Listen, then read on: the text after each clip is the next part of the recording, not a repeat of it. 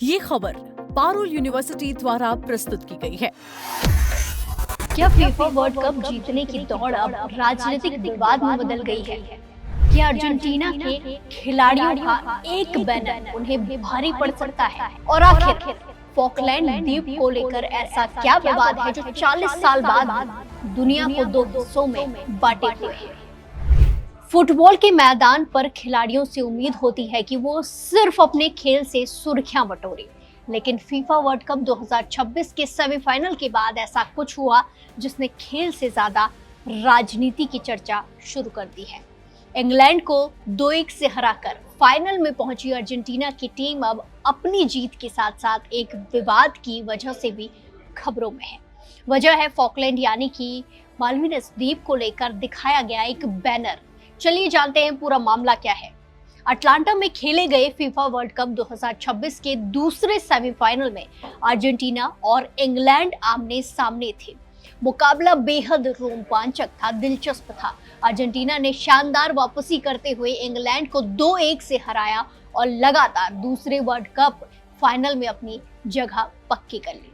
लेकिन असली विवाद मैच खत्म होने के बाद शुरू होता है।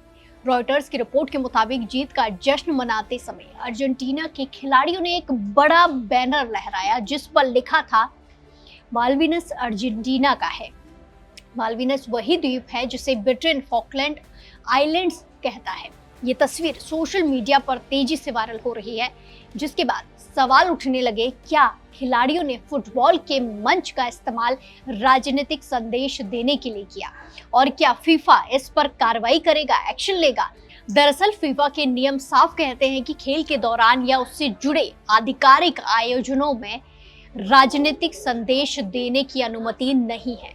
इसी वजह से अब अर्जेंटीना फुटबॉल संघ पर अनुशासनात्मक कार्रवाई की संभावना जताई जा रही है। ये पहली बार नहीं है। साल 2014 में भी अर्जेंटीना के खिलाड़ियों ने इसी तरह का संदेश वाला बैनर दिखाया था। तब फीफा ने इसे राजनीतिक संदेश मानते हुए अर्जेंटीना फुटबॉल संघ पर 20,000 पाउंड, पूरे 20,000 पाउंड का जुर्माना लगाया था। इसलिए इस बार भी माना जा रहा है कि फीफा इस मामले को गंभीरता से ले सकता है और एक्शन देखने को मिल सकता है। अब सवाल उठता है कि आखिर फॉकलैंड या मालविनस द्वीप है क्या और इसे लेकर इतना ज्यादा विवाद क्यों है? फॉकलैंड द्वीप दक्षिण पश्चिम अटलांटिक महासागर में स्थित एक छोटा लेकिन रणनीतिक रूप से बेहद महत्वपूर्ण द्वीप समूह है। यह अर्जेंटीना के समुद्री तट से करीब 300 मील दूर है। ब्रिटेन इसे फॉकलैंड आइलैंड्स कहता है, जबकि अर्जेंटीना इसे इस्लास मालविनस कहता है। ब्रिटेन का इस द्वीप पर प्रशासनिक नियंत्रण है, लेकिन अर्जेंटीना लगातार दावा करता रहा है कि ये उसका हिस्सा है। ऐसी विवाद ने 1982 में दोनों देशों के बीच युद्ध का रूप लिया था। करीब 74 दिन तक चले इस युद्ध में अर्जेंटीना के 655 सैनिक और ब्रिटेन के 255 सैनिक मारे गए थे। 3 स्थानीय नागरिकों की भी जान चली गई थी। आखिरकार ब्रिटेन ने दोबारा इस द्वीप पर नियंत्रण स्थापित कर लिया।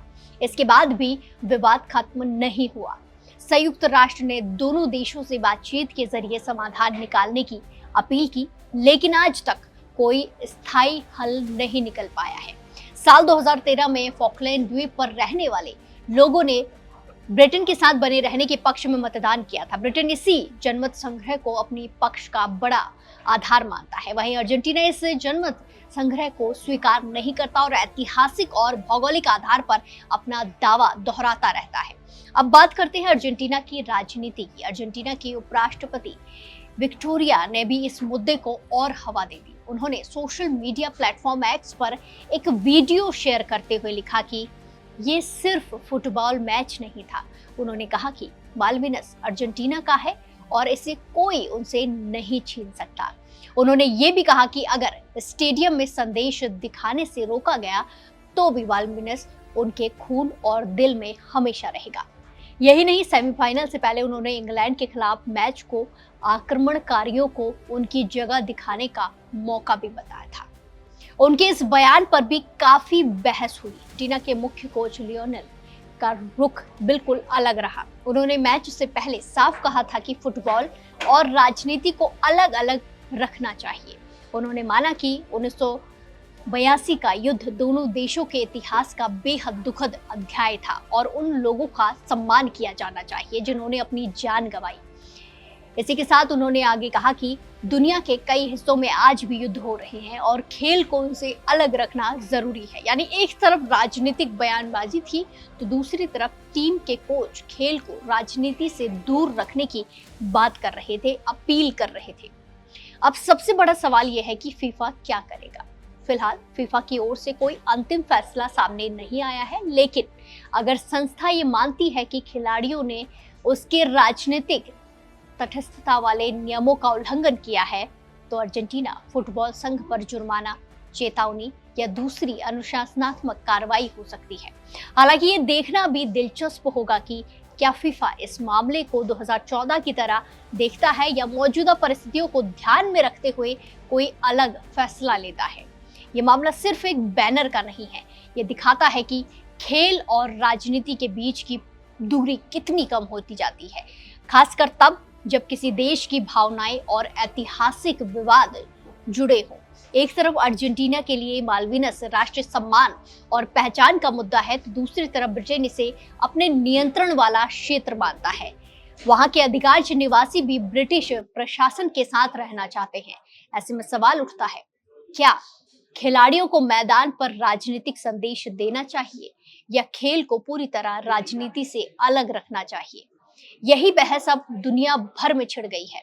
अब देखना होगा कि फीफा इस पूरे विवाद पर क्या फैसला लेता है और क्या इसका असर अर्जेंटीना की टीम पर पड़ता है या फिर नहीं।